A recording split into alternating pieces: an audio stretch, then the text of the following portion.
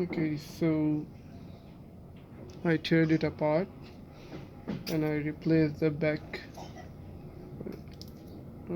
reflector of this LCD with the new one with the simple aluminum foil that is found in the kitchen. So it is much better if I turn it on. Well, it's much better now. The display is quite clear now. And I also attached a lithium-ion battery to the points of a supercapacitor.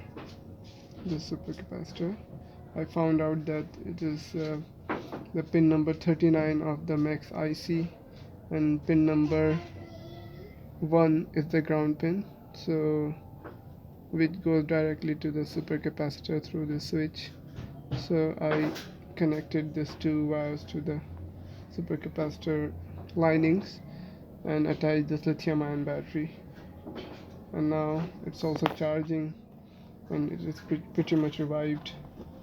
And other than that, this selector switch was very hard previously. Now I cleaned it up and I cleaned all the joint points here, and now it is working fine. It is very smooth now.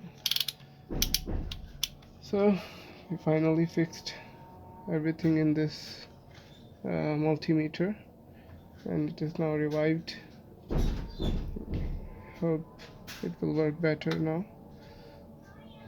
Thanks a lot. See you soon.